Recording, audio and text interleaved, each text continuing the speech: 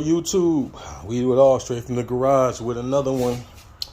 Got a 2006 Lincoln MKx. And I'm sure this process is for the Ford Edge and whatever other Lincoln is out there like this one. But basically the coolant fans quit working. So my first diagnosis was maybe it was a temperature switch. So in order to check that, what I did is I started the vehicle and I turned the AC on. Now when you turn the AC on, the fans should come on automatically as a function of the AC. So when I start this thing and I turn the AC on, let's see.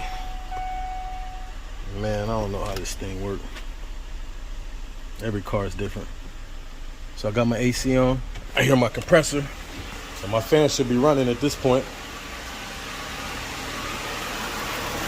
And we got zero turn on the fans. So that lets me know that my temperature switch is good. Plus the temperature is showing on the dash in here. So what the code I got was P0480, and normally what that is on these fans, they have this module right here.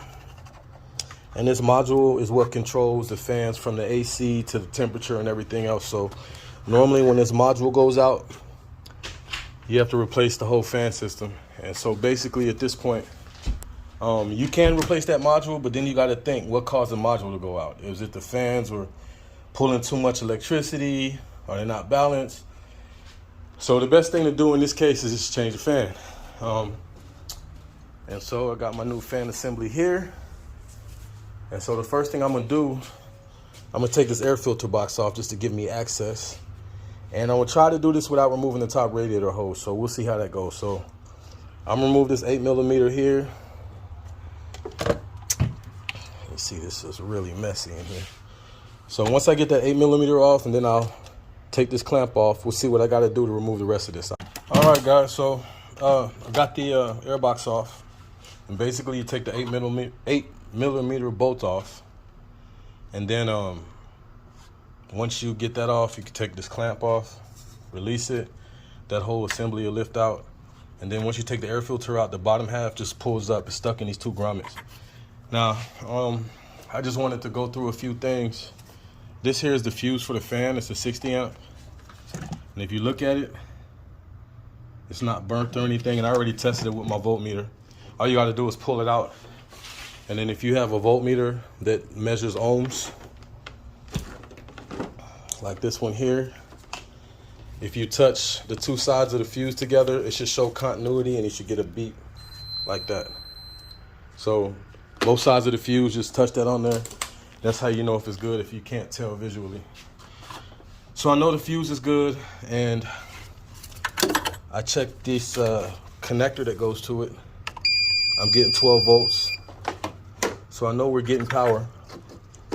So out of those two things, my diagnosis would be that it's the that little computer right there. Now I could be wrong, but as of right now, that's what I'm leaning to. So we're gonna go ahead and change this fan, and then we'll go from there. So the first thing I see is I got an 8mm bolt here on that side.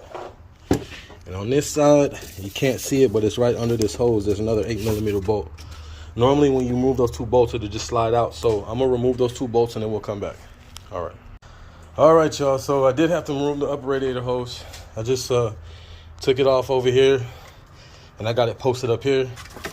After I did that, I moved this wire harness back, and it came right out. So there's the old one.